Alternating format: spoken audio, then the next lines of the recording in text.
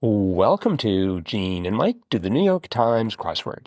Gene is still off tonight, so I am doing solo duty for Sunday, April 19th, 2026.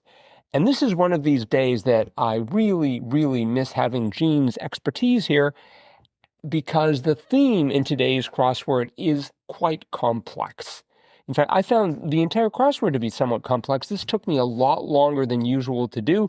There were just a couple of places where I'd made some silly assumptions, and that cost me a lot in terms of time. Not in terms of enjoyment, though. I love this crossword. It was by Michael Lieberman and represents his 35th New York Times crossword, his 7th Sunday. So practice makes perfect. The theme I will get to in a moment once I work up the courage. But in the meantime, let me talk about, let's start with one across. Not noteworthy, ho-hum. This was the only ho-hum bit of the crossword that I could find. The rest of it I found quite exciting. 6 across, what might be found at the end of a rainbow? I thought pot of gold, but it was only 5 letters, so it turned out to be prism. I thought that was quite good. We had 3 down, Mamma Mia, and the answer, I am pleased to report, was holy cannoli, which we just had a couple of days ago and is rapidly becoming my favorite phrase. 6 down was elaborate invitation from a senior, maybe, and the answer was promposal, which, now that I think about it, we've probably seen before in the grid, but I was having trouble with rebuses and thought that perhaps I had a mistake in promposal somewhere, but no, it's just a portmanteau, and it's a great phrase. I certainly didn't know the one next to it. Actress Renee of the Sex Lives of College Girls. That was RAP, R-A-P-P, but I was able to get that through the crosses. We had, 15 across. That was contents of Lago de Maracaibo. Oh, I know I mispronounced that one.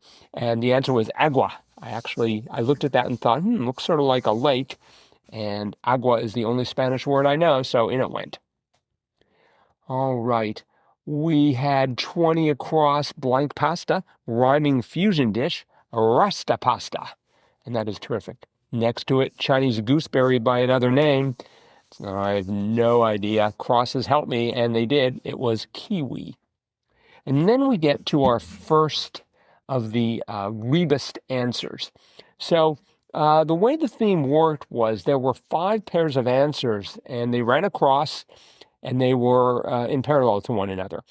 Each of the pair had a down answer that connected them. Okay, so you have one answer running across, another answer below it running across, and you have a vertical down answer that connects the two of them. Each of the down answers that connected the two started with a 2-letter rebus, and it ended with a 2-letter rebus. And the way it worked was when reading the across answers, you read both letters of the rebus. When reading the down answer, you read the down answer twice. The first time you picked the first letter of the rebus pairs, and the second time you used the second letter of the rebus pairs. Highly confusing. And I had a mistake in one of my answers, and so that didn't help as I was sort of trying to decipher things. In fact, I actually resorted, believe it or not, listeners, to pencil and paper. Yes, pencil and paper to sort of hash out what was going on, and only then was able to truly grasp the magnificence of this crossword. Anyway, let's start off with 23 across, traveled from Syros to Naxos to Mykonos, say, and the answer should have been island hopped, which was not that obvious to me, but I was able to get it through the crosses. The trouble was I didn't have enough squares for island hopped. The D of island and H of hopped had to share a square. In other words, they were a rebus. And the answer that ran parallel to it beneath it was 36 across. Wasn't messing around, say. That was played to win. And again, there weren't enough squares. The D of played and the T of to win had to go together. And so what you had reading down was DH in a square, then E, then A, and then DT in a square. Well, the answer to that answer, or the clue to that answer, 24 down, was race that's too close to call. So it had an E and an A in it, and you can sort of tell it was going to be dead heat. So you read the first letter of the first rebus, D, and then EA, and then the first letter of the second rebus, D, so you got dead, and then you did it all over again. But this time you picked the second letter of the first rebus, that was H, EA, and the second letter of the second rebus, T, so you got dead heat out of it. And that was great, except I had a problem with, let's see, it was 49 across. So the two clues in this case, first of all, we had 49 across. They've got no complaints, and that was happy campers, but the Y of happy and the C of campers were part of a rebus. And then parallel to that below, we had 63 across. That was masonry unit. And it turned out to be cinder block, CIN, and then the DE shared a rebus underneath the rebus of YC of happy camper, and then R block. So when I looked at 50 down was mowing, mulching, raking, etc. Well, here in the Midwest, we would call that yard work. But apparently wherever Michael Lieberman happens to be, it's known as yard care. And so I had the OR and was trying to get work to work as well as the word yard. It was not going well. And that was the point at which I decided to haul out the pencil and paper and see if I could make sense of things. And I stared at it and realized that yard was correct.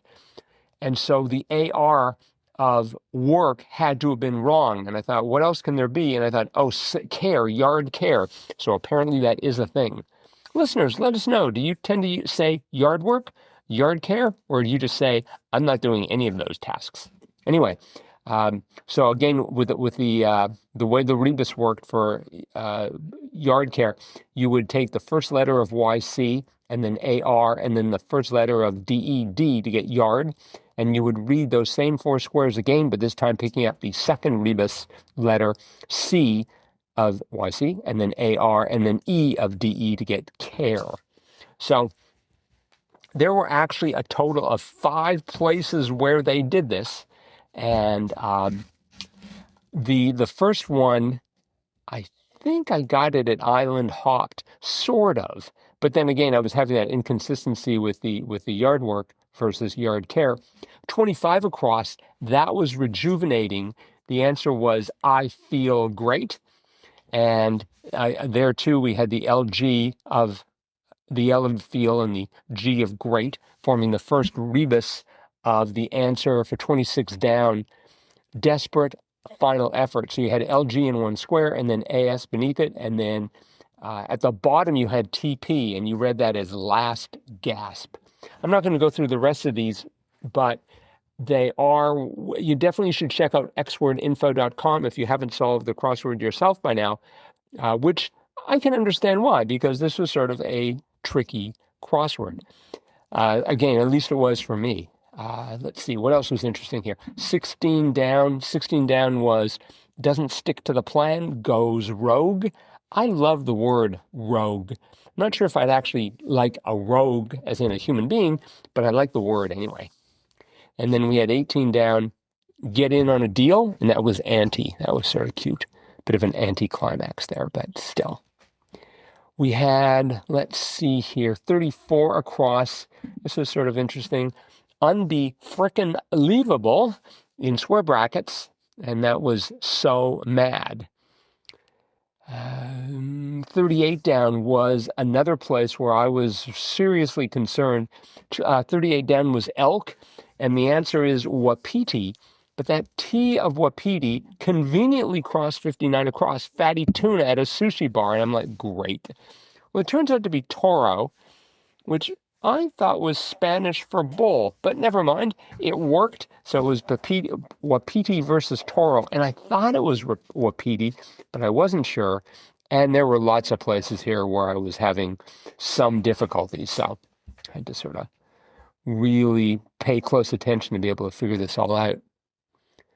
We had 40 down. That was a roman à blank, and it was roman à clef.